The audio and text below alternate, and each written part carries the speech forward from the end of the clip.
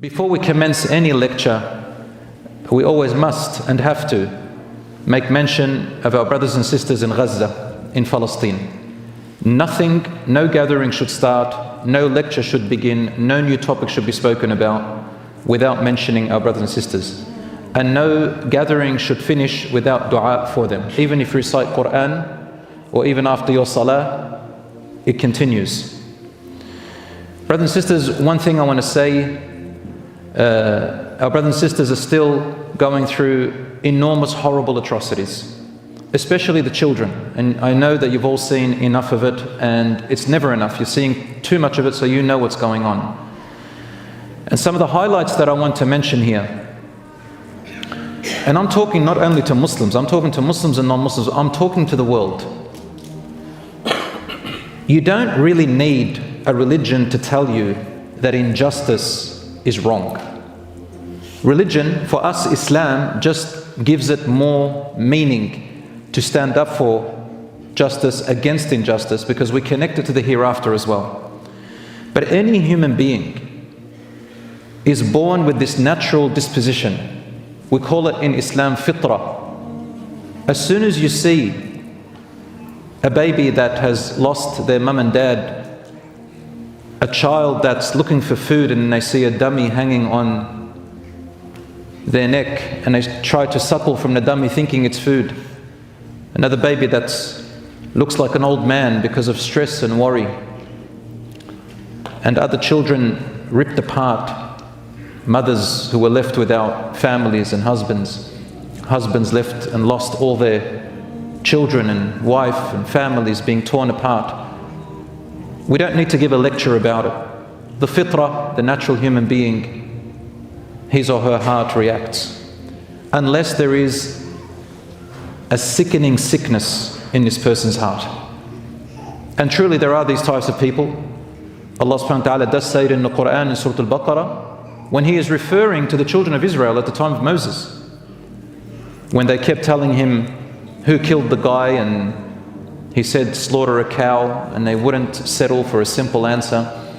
Of course, not all of the children of Israel among them. And in the end, they still weren't satisfied. And Allah says, among them, their hearts became so hardened, like rocks. Then Allah says, oh, but even more than rocks. For among rocks, Allah says this in the Quran, فَهِيَ كَالْحِجَارَةِ, their hearts became like rocks, some of these people.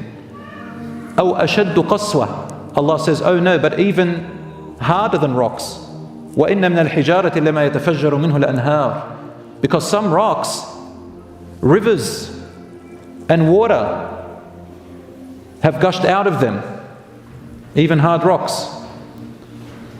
And Allah says in the Quran, وَمَا اللَّهُ بِغَافِلٍ عَمَّا يَعْمَلُونَ, Allah is not unaware of what they are doing. The first thing I want to mention here, I don't understand why still, whenever the issue of Palestine is mentioned, almost every person says, why aren't the Arab nations standing up?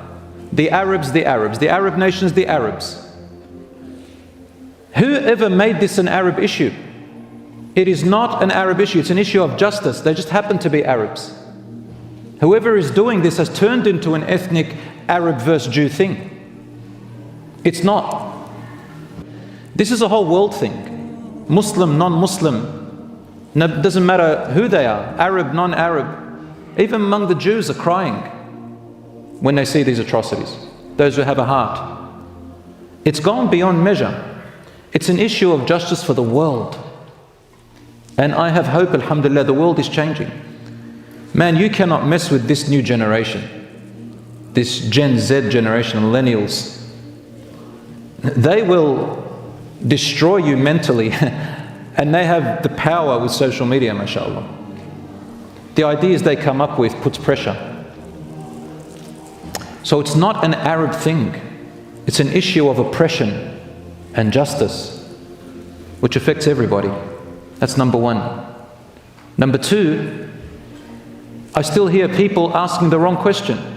Where is God in all of this? Why doesn't God? That's a wrong question. The wisdom is known to Allah. Allah knows everything. That is a question which he can never get an answer to. In fact, it's just deflecting the responsibility. Allah already knows, and He will put a responsibility on us. He put a responsibility on people in power. They can oppress or they can do justice. And there are others who counter it. The question should be, what powers and abilities that Allah has given me? What can I do within my little capacity? Is it a dua? Is it awareness? Is it something on social media? Within wisdom, of course, and knowledge, not just haphazard emotional reactions. That's the weakest thing. So brothers and sisters, change the question and trust in Allah subhanahu wa ta'ala. Keep the awareness going. I am all for dua, social media awareness, speaking out, writing, protesting. I'm not usually for protesting. But in this case, because it's so global and the awareness is so huge, I believe there is a great effect.